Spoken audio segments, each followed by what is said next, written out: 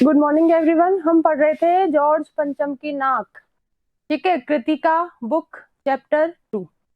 इससे पहले तक हम पढ़ चुके थे। क्या चल रहा था कि जो जॉर्ज महारानी जो एलिजाबेथ थी वो क्या थी, भारत के दौरे पर आ रही थी, ठीक है। उस समय जो ये विदेशी था, ब्रिटिश का अधिकारी था जॉर्ज पंचम, इसकी मूर्ति लगाई गई थी। उस मूर्ति से क्या हुआ था, नाक गायब हो गई थी। तो उस जॉर्ज पंचम की नाक के मसले को हल करने में ही ये जो पूरा चैप्टर लिखा गया है, ठीक है। मैंने ये बताया था कि इसके जरिए लेखक क्या कर रहा है, व्यंग कर रहा है, भारतीयों पर व्यंग कर रहा है। क्या व्यंग कर रहा है कि हम अंग्रेजों की गुलामी से तो मुक्त हो गए, लेकिन अभी भी आज भी हम उनकी मानसिक गुलामी कर रहे हैं, ठीक है। आई बात सबके समझ में? फिर है, यहां से पढ़ेंगे आज हम कि हुक्कामों के चेहरों पर उदासी के बादल छा गए। क्या हुआ था कि मूर्तिकार को बुलाया गया था कि उस मूर्ति पर वो नाक, जॉर्ज पंचम की मूर्ति पर वो नाक फिट कर दे। मूर्तिकार ने आकर क्या पूछा कि इस मूर्ति का पत्थर कौन सा है, ठीक है ना। इसमें ये जो मूर्ति में कौन सा पत्थर यूज किया गया है, तो उस पत्थर के बारे में मुझे बताओ। सरकारी अफसरों ने क्या किया, उस पत्थर की जांच करने के लिए फाइलें खोली, लेकिन फाइलों में कुछ भी नहीं लिखा हुआ था। तो फिर क्या हुआ, जो अधिकारी थे, सरकारी अफसर थे, उनके चेहरों पर उदासी के बादल छा गए कि अब कैसे पता चलेगा कि मूर्ति कौन से पत्थर से बनी हुई है, ठीक है। तो एक खास कमेटी बनाई गई इसके लिए और उसके जिम्मे ये काम दे दिया गया, जैसे भी हो ये काम होना है। और इस नाक का दारोमदार आप पर है। दारोमदार मतलब क्या होती है, पूरी जिम्मेदारी, ठीक है। इस काम की सारी जिम्मेदारी आपके ऊपर है। काम कौन सा है, जॉर्ज पंचम की मूर्ति पर नाक लगाना। आखिर फिर मूर्तिकार को फिर बुलाया गया, ठीक है। बुलाया गया, क्या हुआ कि उसने मसला हल कर दिया। वो बोला कि पत्थर की किस्म का ठीक पता नहीं चला तो परेशान मत हो, ठीक है भाई। अगर आपके पत्थर का, इसमें कौन सी किस्म का पत्थर लगाया गया है, इसका यदि पता नहीं चल रहा हो तो परेशान होने की जरूरत नहीं है, ठीक है। मैं क्या करूंगा, मैं हिंदुस्तान के हर पहाड़ पर जाऊंगा और ऐसा ही पत्थर खोजकर लाऊंगा। हिंदुस्तान में जितने भी पर्वत है, जितने भी पहाड़ है, मैं वहां पर जाऊंगा और पहाड़ों में पत्थर कहाँ मिलते हैं, पहाड़ों पर मिलते हैं। तो मुझे जरूर हिंदुस्तान के किसी ना किसी पहाड़ पर इस मूर्ति जैसा पत्थर मिल जाएगा। अब कमेटी के सदस्यों की जान में जान आई। जब मूर्तिकार की ये बात सुनी तो जो कमेटी के जितने भी सदस्य थे उनमें जान आ गई, उनको तसल्ली मिल गई। अब सभापति ने चलते चलते गर्व से ये कहा कि ऐसी क्या चीज है जो हिंदुस्तान में नहीं मिलती है। ये हिंदुस्तान की खासियत है, हिंदुस्तान की विशेषता है कि ऐसी कोई भी चीज नहीं है जो कि हिंदुस्तान में नहीं मिलती है। बल्कि विदेशी जो लोग हैं वो बल्कि हमारे हिंदुस्तान में चीजें लेने के लिए आते हैं, उनके वहां पर ये सब चीजें नहीं मिलती। तो हर चीज इस देश के गर्भ में छिपी है, हर चीज इस देश की धरती की कोख में छिपी हुई है। जरूरत है सिर्फ उसको ढूंढने की, खोजने की। खोज करने के लिए मेहनत करनी होगी और इस मेहनत का फल हमें मिलेगा। आने वाला जमाना खुशहाल होगा, ठीक है। ये कौन बोल रहा है, सभापति बोल रहे हैं। आगे फिर कह रहे हैं कि यह छोटा सा भाषण फौरन अखबारों में छप गया। जो ये सभापति ने जो ये बातें बोली वो सारी बातें अखबारों के अंदर छप गई। मूर्तिकार हिंदुस्तान के पहाड़ी प्रदेशों और पत्थरों की खानों के दौरों पर निकल पड़ा। अब जो मूर्तिकार था वो हिंदुस्तान के हर एक पहाड़ पर और जो पत्थर की खानें थी उनमें उस मूर्ति जैसा पत्थर ढूंढने के लिए निकल पड़ा। कुछ दिन बाद वो निराश होकर लौटा। उसके चेहरे पर लानत बरस रही थी। लानत मतलब धिक्कार का भाव। वो अपने आप को धिक्कार रहा था, ठीक है। उसने सिर लटकाकर खबर दी, उसने सिर को नीचे झुकाकर खबर दी कि हिंदुस्तान का चप्पा चप्पा खोज डाला पर इस किस्म का पत्थर कहीं नहीं मिला। यह पत्थर विदेशी है, ठीक है। क्या कह रहे हैं कि मैंने हिंदुस्तान के एक एक पहाड़ पर जाकर पत्थरों की एक एक खान को अच्छे से खोजा, अच्छे से ढूंढा, लेकिन मुझे मूर्ति जैसा पत्थर कहीं नहीं मिला। ये जो पत्थर है ये विदेश का है, हिंदुस्तानी नहीं है, ठीक है। सभापति ने तैश में, तैश मतलब गुस्से में, ठीक है, गुस्से में आकर कहा लानत है, धिक्कार है आपकी अक्ल पर, विदेशों की सारी चीजें हम अपना चुके हैं। वो कह रहे कि हमने विदेशों की एक एक चीज अपना ली है, पहनावा अपना लिया, रहन सहन अपना लिया, खान पान अपना लिया, ठीक है, सारी चीजें हमने उनकी अपना ली। दिल दिमाग, उनका दिल और दिमाग भी हमने अपना लिया, उनके तौर तरीके, रहन सहन। जब हिंदुस्तान में बाल डांस तक मिल जाता है तो पत्थर क्यों नहीं मिल सकता। विदेशियों का डांस होता है बैले डांस, ठीक है, उसको बाल डांस कहा गया है।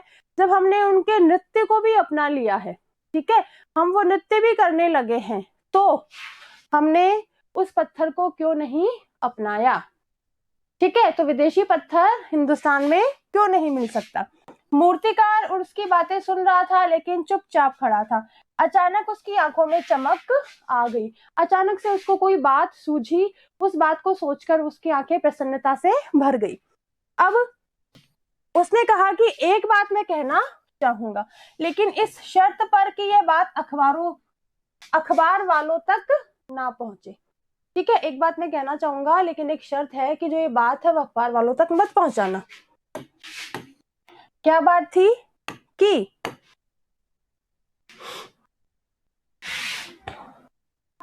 हाँ, सभापति की आंखों में भी चमक आ गई। चपरासी को हुक्म हुआ कि और कमरे के सब दरवाजे बंद कर दिए गए। अब उनका कोई गुप्त मामला था, गुप्त मैटर था, वो चाहते थे कि यहाँ की बात बाहर बिल्कुल भी ना जाए, तो उन्होंने क्या किया, जिस कमरे में थे उस कमरे के सारे दरवाजे बंद कर दिए गए, ठीक है। तब मूर्तिकार ने कहा कि देश में अपने नेताओं की मूर्तियां भी है, अगर इजाजत हो और आप लोग ठीक समझें तो मेरा मतलब है तो जिसकी नाक इस लाट पर ठीक बैठे उसे उतार लाया जाए।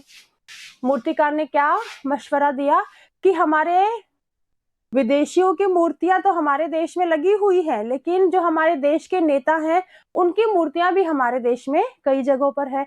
तो ये करता हूं कि मेरे पास इस मूर्ति की नाप तो है ही, जॉर्ज पंचम की नाक की नाप मेरे पास है, तो ये जो नाप है हमारे देश के जिस नेता की नाक पर फिट बैठ जाए, ठीक है ना, तो उसी नेता की नाक उतार कर मैं इसकी नाक पर लगा दूंगा, ठीक है। ये उसने मशवरा दे दिया। फिर क्या कह रहा है, सबने सबकी तरफ देखा, एक बार सबको लगा कि ये करना चाहिए या नहीं करना चाहिए।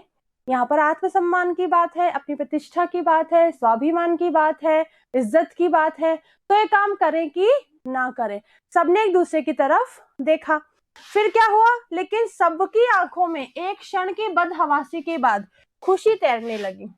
एक क्षण तो वो बदहवास हो गए, बेचैन हो गए कि क्या करें, लेकिन फिर वो खुश भी हो गए। सबने एक दूसरे की तरफ देखकर हाँ में हाँ मिला दी। फिर क्या हुआ, सभापति ने धीमे से कहा, बहुत धीरे से कहा, लेकिन बड़ी होशियारी से, कि नाक तो उतार लाना अपने देश की, ठीक है ना, लेकिन बहुत होशियारी से, बहुत चालाकी से उतार के लाना, किसी को पता नहीं चलना चाहिए। ये सभापति ने मूर्तिकार को कह दिया। अब और मूर्तिकार फिर देश दौरे पर निकल पड़ा। मूर्तिकार फिर देश में निकल गया। जॉर्ज पंचम की खोई हुई नाक का नाप उसके पास था ही। दिल्ली से वह बंबई पहुंचा। बंबई में दादा भाई नौरोजी, गोखले, तिलक, शिवाजी, ठीक है, कांवस जी, जहांगीर, सबकी नाकें उसने टटोली, नापी और गुजरात की ओर भागा। बंबई में उसको उसकी नाक नहीं मिली, गुजरात की ओर भागा।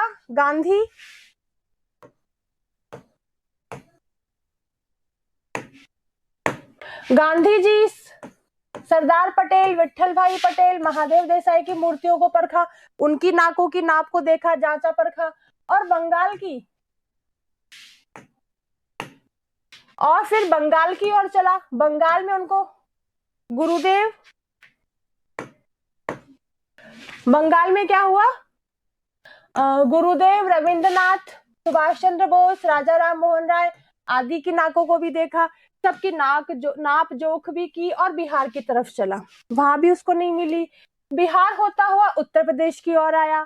चंद्रशेखर आजाद, बिस्मिल, मोतीलाल नेहरू, मदन मोहन मालवीय की लाटो मतलब मूर्ति, ठीक है, लाटो के पास गया। घबराहट में मद्रास भी पहुंचा वो। सत्यमूर्ति को भी देखा और मैसूर, केरल आदि सभी प्रदेशों का दौरा करता हुआ पंजाब पहुंचा, ठीक है। पंजाब में लाला लाजपत राय और भगत सिंह की लाटो से भी सामना हुआ, उनको भी देखा, उनकी नाक को भी जांचा परखा, ठीक है। आखिर दिल्ली पहुंचा और उसने अपनी मुश्किल बयान की। पूरे हिंदुस्तान की परिक्रमा कर आया, सब मूर्तियां देख आया, सबकी नाकों का नाप लिया, पर जॉर्ज पंचम की इस नाक से सब बड़ी निकली। मूर्तिकार ने क्या किया, हर एक जगह जहां पर हमारे देश के नेताओं की मूर्तियां लगी हुई थी, ठीक है, तो हर एक नेता की नाक उसने टटोल ली, जांच ली, परख ली, पर जॉर्ज पंचम की नाक इन सब नेताओं से छोटी थी। अर्थात मतलब क्या है कि जॉर्ज पंचम हमारे देश की नेताओं की बराबरी नहीं कर सकता, वो उनसे हर चीज में बहुत छोटा है, प्रतिष्ठा में, स्वाभिमान में, कार्यों में, हर चीज में जॉर्ज पंचम हमारे देश के नेताओं से बहुत छोटा है। आई बात सबके समझ में? ठीक है, फिर सुनकर सब हताश हो गए, ये बात सुनकर सब निराश हो गए और झुंझलाने लगे कि अब क्या करें। मूर्तिकार ने फिर ढांढस बंधाया मतलब तसल्ली दी उनको, ठीक है।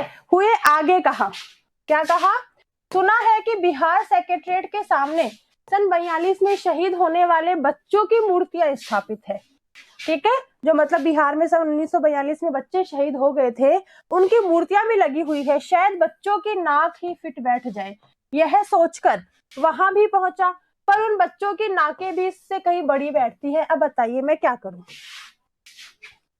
पहले देश के नेताओं की नाक टटोली, फिर देश के जो बच्चे थे उनकी नाकों को भी देखा, उनको भी नापा, जोखा, टटोला, हर चीज की, लेकिन उस जॉर्ज पंचम की नाक से उन बच्चों की नाक भी बड़ी निकली।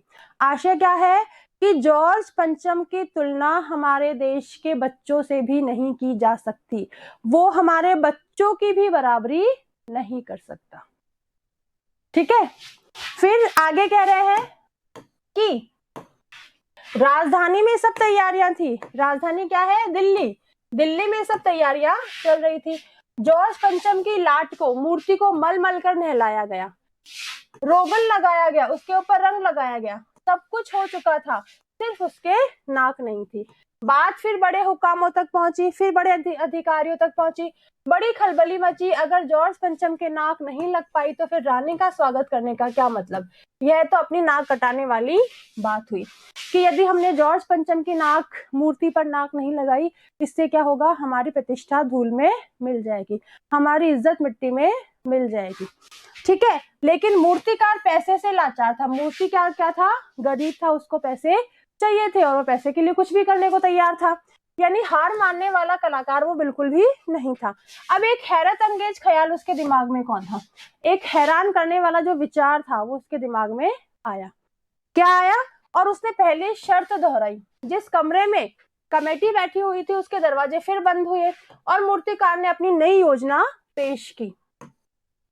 क्योंकि नाक लगना एकदम जरूरी था, नाक लगना क्या था, बहुत जरूरी था, तो इसके लिए क्या है, इसलिए मेरी राय है कि 40 करोड़ में से कोई एक जिंदा नाक काट कर लगा दी जाए, कि हमारे यहाँ पर जो 40 करोड़ भारतीय हैं, ठीक है, उनमें से किसी एक जिंदा नाक, जो मतलब मरा हुआ हो व्यक्ति, उसकी नाक काटकर उसकी मूर्ति पर लगा दी जाए, ठीक है। ये योजना मूर्तिकार ने सभापति के सामने पेश कर दी। बात के साथ ही सन्नाटा छा गया, ये बात सुनते ही चारों तरफ खामोशी छा गई, ठीक है।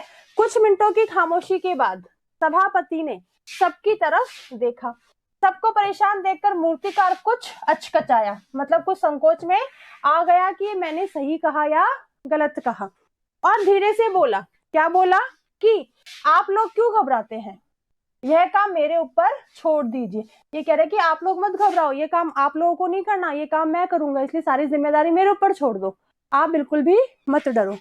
नाक चुनना मेरा काम है, नाक भी मैं चुनूंगा, आपकी सिर्फ मुझे इजाजत चाहिए, ठीक है। फिर कह रहे हैं, कानाफूसी हुई और मूर्तिकार को इजाजत दे दी गई। सब लोगों ने आपस में धीरे धीरे बात करके, कान में बात करके, राय करके, मशवरा करके, सलाह कर ली और मूर्तिकार को इजाजत दे दी, ठीक है, तुम जिंदा नाक मूर्ति पर लगा दो। फिर क्या हुआ, अखबारों में सिर्फ इतना छपा कि नाक का मसला हल हो गया है, ठीक है, और राजपथ पर इंडिया गेट के पास वाली जॉर्ज पंचम की लाट के नाक लग रही है। अब नाक लगने से पहले फिर हथियारबंद पहरेदारों की तैनाती हुई। नाक लगाने से पहले उसके पास जो है वो पहरेदार तैनात कर दिए गए जिनके हाथों में हथियार थे, और मूर्ति के आसपास का तालाब सुखाकर साफ किया गया। उसके रवाब, उसका कचरा निकाला गया और उसमें ताजा पानी डाला गया, ताकि जो जिंदा नाक लगाई जाने वाली थी वो सूखने ना पाए। ठीक है, वो ताजा ही रहे। इस बात की खबर जनता को नहीं थी। इस बात के बारे में बिल्कुल भी जनता को नहीं पता था कि देश के जो सरकारी अफसर हैं वो अपने आत्मसम्मान को यहां तक गिरा सकते हैं। इतनी नीचता की हद वो पार कर सकते हैं, सिर्फ और सिर्फ एक विदेशी महारानी को प्रसन्न करने के लिए, उसका स्वागत करने के लिए। ठीक है, अब यह सब तैयारियां भीतर ही भीतर चल रही थी। सारे काम अंदर ही अंदर हो रहे थे, किसी को पता नहीं था। रानी के आने का दिन नजदीक आता जा रहा था। मूर्तिकार खुद अपने बताए हल से परेशान था। उसको भी चिंता थी, उसको भी बहुत आत्मग्लानि महसूस हो रही थी। ठीक है, लेकिन जिंदा नाक लाने के लिए उसने कमेटी वालों से कुछ और मदद मांगी। वो मदद भी उसको दे दी गई, लेकिन इस हिदायत के साथ कि एक खास दिन हर हालत में नाक लग जानी चाहिए। खास दिन कौन सा? जब महारानी एलिजाबेथ यहाँ पर आए और वो जॉर्ज पंचम की मूर्ति को देखे तो उसके नाक लगी हुई होनी चाहिए। ठीक है, और वह दिन आ गया। जॉर्ज पंचम के नाक लग गई।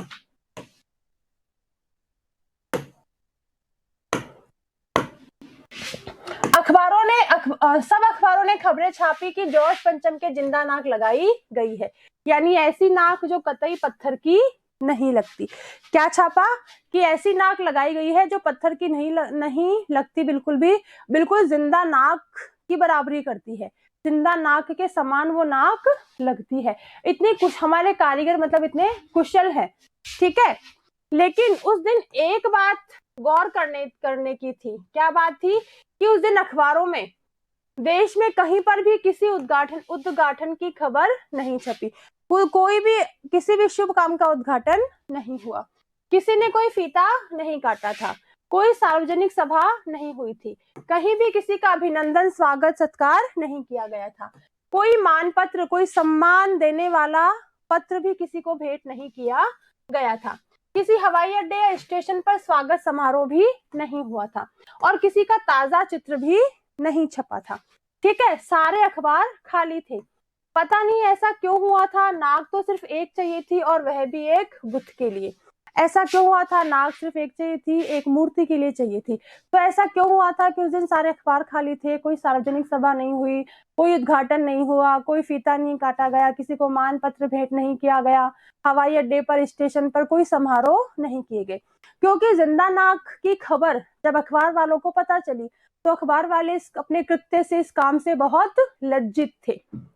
ठीक है, यहाँ पर क्या किया सरकारी अफसरों ने? क्या किया? अपनी प्रतिष्ठा को दांव पे लगाकर, ठीक है, अपने आत्मसम्मान पर चोट करके, सिर्फ एक विदेशी महारानी को प्रसन्न करने के लिए, ठीक है, क्या किया उसने? उस जॉर्ज पंचम की मूर्ति पर जिंदा नाक लगा दी। जो जॉर्ज पंचम हमारे देश के नेताओं की बराबरी तो दूर की बात है, हमारे देश के बच्चों की बराबरी नहीं कर सकता। ठीक है, उस जॉर्ज पंचम की मूर्ति पर जिंदा नाक लगाई गई। ये जो काम था वो चुल्लू भर पानी में डूबने जैसा था। इतना अपमानजनक, अपने स्वाभिमान को चोट पहुंचाने वाला, अपने आत्मसम्मान पर चोट करने वाला था। तो इन सब कार्यों से अखबार वाले क्या थे? लज्जित थे। देश के जो सरकारी अफसर थे वो लज्जित थे। इसलिए कोई भी उस दिन अच्छा काम नहीं किया गया। ठीक है, तो ये चैप्टर आज आपका फिनिश है। इसके क्वेश्चन आंसर्स मैं आपको क्लास में डालूंगी। ठीक है, तो वो आप सब लोग कर लेना और इस चैप्टर को पढ़ लेना। जो कुछ समझ में नहीं आए वो आप मुझे चाहे से ऑफलाइन में पूछना, चाहे से ऑनलाइन में पूछना। ठीक है, बाय एवरीवन।